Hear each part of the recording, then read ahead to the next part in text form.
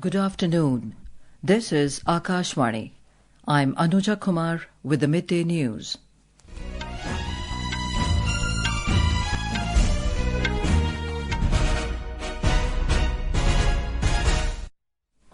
The headlines. Prime Minister Narendra Modi says Global South is writing its own destiny, addresses Joint Session of Ethiopia's Parliament in Addis Ababa. Prime Minister says India and Ethiopia are natural partners in regional peace and security, adding that democracy is a way of life for them. New Delhi summons Bangladesh High Commissioner to India, Riaz Hamidullah, to convey strong concerns at deteriorating security environment in the neighbouring country. US President Donald Trump orders a total blockade on sanctioned oil tankers entering and leaving Venezuela. Indian film Homebound shortlisted for Oscar Awards in Best International Feature Film category. And in cricket, 4th T20 International between India and South Africa to be played in Lucknow this evening. And now the news in detail. Prime Minister Narendra Modi addressed the joint session of the Parliament of Ethiopia in Addis Ababa today. The Prime Minister said, "Our vision is of a world where the Global South rises not against anyone, but for everyone." He said Global South is writing its own destiny. The Global South is writing its own destiny, and India and Ethiopia share a vision for it. Our vision is of a world where the Global South rises not against anyone, but for everyone.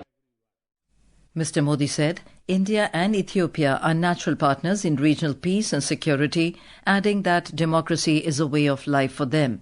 The Prime Minister said India and Ethiopia share warmth in climate as well as in spirit. Nearly 2,000 years ago, their ancestors built connections across the great waters.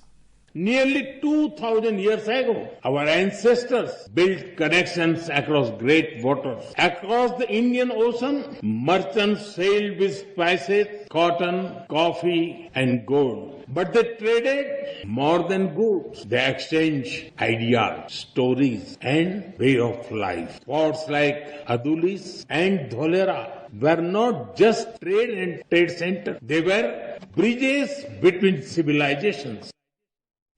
The Prime Minister said India's national song Vande Mataram and Ethiopia's national anthem both refer to our land as the mother.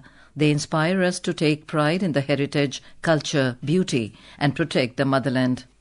India's national song Vande Mataram and the Ethiopian national anthem both refer to our land as the mother. They inspire us to take pride in the heritage, culture, national beauty, and protect the motherland. The Prime Minister completed his visit to the African country and left for Oman for the last leg of his visit to the three countries. Before addressing the session of the Parliament, Prime Minister Narendra Modi laid a wreath at the Adwa Victory Monument in Addis Ababa. India and Ethiopia elevated their historical ties to a strategic partnership as Prime Minister Modi held wide-ranging talks with his Ethiopian counterpart Abiy Ahmed Ali in Addis Ababa yesterday. The two leaders discussed issues of bilateral and mutual interest. The two countries also signed 8 MOUs, including upgrading ties to strategic partnership. Prime Minister Modi was conferred with Ethiopia's highest award, the Great Honour Nishan of Ethiopia, by his Ethiopian counterpart for his contribution towards strengthening India-Ethiopia partnership and his visionary leadership as a global statesman. Speaking on the occasion, Prime Minister Narendra Modi dedicated the award to all those who have nurtured the bilateral ties for ages. Talking about the outcomes of the bilateral talks, Sudhakar Dalela, Secretary of MEA, said that the elevation of the bilateral relations to statistic ties is going to give new dimensions to the age-old relations between India and Ethiopia. The two leaders had productive and wide-ranging discussions where they reviewed the full spectrum of the bilateral partnership. Both sides agreed to further expand cooperation in areas including trade and investment, agriculture, renewable energy, health, education, skill development, defense, mining, artificial intelligence, and digital public infrastructure. Prime Minister Narendra Modi will arrive in Oman's capital Muscat this evening on the last leg of his three-nation tour after concluding his visit to Jordan and Ethiopia. The Prime Minister is visiting Oman at the invitation of the head of state of the Sultanate of Oman, Sultan Haitham bin Tariq. Our correspondent covering the Prime Minister's visit spoke to the Indian ambassador to Oman, G.V. Srinivas, in Muscat. Mr. Srinivas said both the nations condemn terrorism in all its forms and manifestations and are connected with each other to fight this menace. More in this report. Indian Ambassador G.V. Srinivas said that the strategic element of the collaboration between the three armed forces of both the nations, Army, Navy and Air Force, is extremely high. Strategically also we are very, very crucial to each other. Maritime, transport, commerce, pacifying the waters, making sure that all the free flow of commerce and people happens is something which is of shared endeavor of India and Oman. The three armed forces of India with the three counterparts of Oman have the joint exercises, and perhaps it is one of the few or the only country, Oman, with which we have these exercises year after year. Meanwhile, the visit of the Prime Minister Narendra Modi to Oman starting from today evening would see interactions with the Sultan of Oman on various issues of mutual interest. After landing here, he will be welcomed by the Indian community. The Prime Minister will be meeting with the business leaders from both the countries tomorrow and would also interact with the Indian community members living here for the last many generations. This is Rajesh Bali for Akashvani News from Muscat, Oman. India today summoned Bangladesh High Commissioner to India Riaz Hamidullah and conveyed the nation's strong concerns at the deteriorating security environment in Bangladesh. In a statement, the Ministry of External Affairs said the Bangladesh High Commissioner was informed of the activities of some extremist elements who have announced plans to create a security situation around the Indian mission in Dhaka. It clarified that India completely rejects the false narrative sought to be created by extremist elements regarding certain recent events in Bangladesh.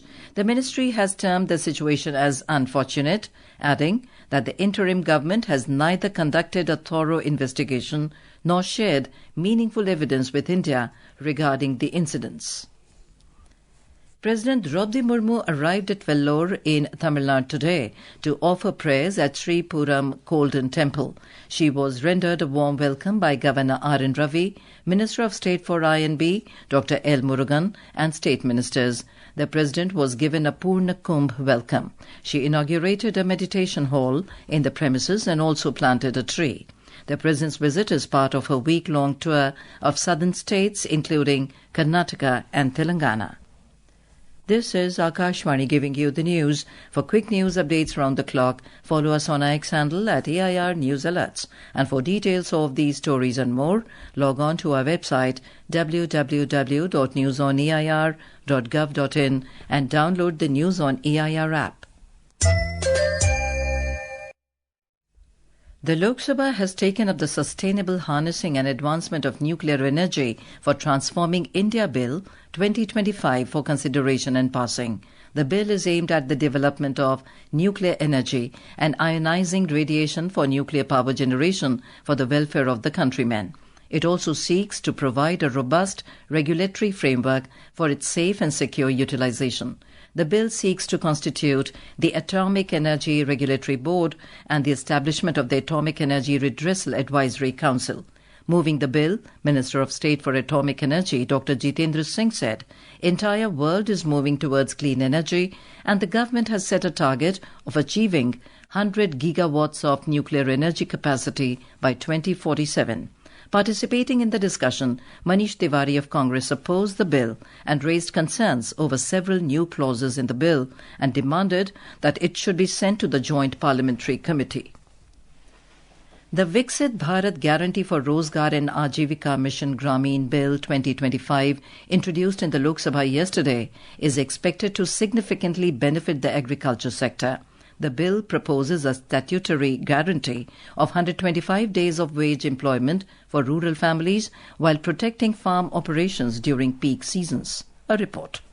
Under the proposed bill, states can pause scheme work for up to 60 days during sowing and harvesting, ensuring adequate labour availability for farmers. Ministry of Rural Development said that this provision is aimed at preventing labour shortages and avoiding artificial wage inflation, which often raises the cost of cultivation and food production. The proposed scheme prioritizes creation of water and irrigation assets, including ponds and groundwater recharge structures, improving irrigation and enabling multi-season cropping. It also focuses on rural connectivity and storage infrastructure, helping farmers reduce post-harvest losses and access markets. The ministry added that climate-resilient works such as flood control, drainage and soil conservation will protect crops and stabilize farm productivity. Priya Mondal, Akashvani News, Delhi. Railway Minister Ashwini Vaishnaw has said that as a consequence of various safety measures taken over the years, there has been a steep decline in the number of accidents. He informed that government has been able to bring down the number of rail accidents by 90% from 2014 to 2025. The minister was replying to supplementaries in the Lok Sabha during the question hour today.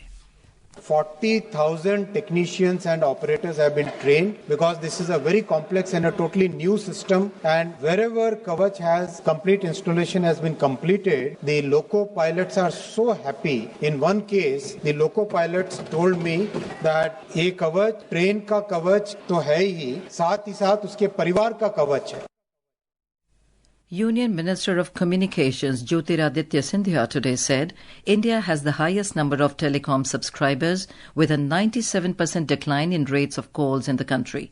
He was replying during the question hour in Lok Sabha. Today, as far as telecom is concerned, we have the highest number of subscribers at the lowest rate possible. What used to be 50 paise a minute in 2014, today is 0.03 paise a minute. 97% decline in cost. And similarly for data, for 1 GB, what used to cost 287 rupees, today costs 9 rupees per GB, which is roughly about 9 cents. Whereas the world average is at $2.49. So we are 5% of the world's cost. On deletion of 58 lakh names from the electoral roll after the SIR in West Bengal, State BJP President and Minister of State for Education Sukanto Majumdar has said there are more than 1 crore suspicious voters being reported by the media in Bengal. He said if today someone's name is cut because they didn't apply for CAA at the right time, then Mamata Banerjee will have to take responsibility for it. In a landmark step for maritime security, the Indian Navy will commission its second MH-60R Seahawk helicopter squadron, INAS 335 Ospreys, today. Chief of Naval Staff Admiral Dinesh K. Tripathi will preside over the ceremony at INS Hansa in Goa this afternoon. US President Donald Trump has said he's ordering a total and complete blockade of all sanctioned oil tankers going into and out of Venezuela. In a post on Truth Social, he said Venezuelan leader Nicolas Maduro's government had been designated a foreign terrorist organization and accused it of stealing US assets. His remarks came a week after the US seized an oil tanker off the coast of Venezuela. In a statement, Venezuela's government said it rejected Trump's grotesque threat.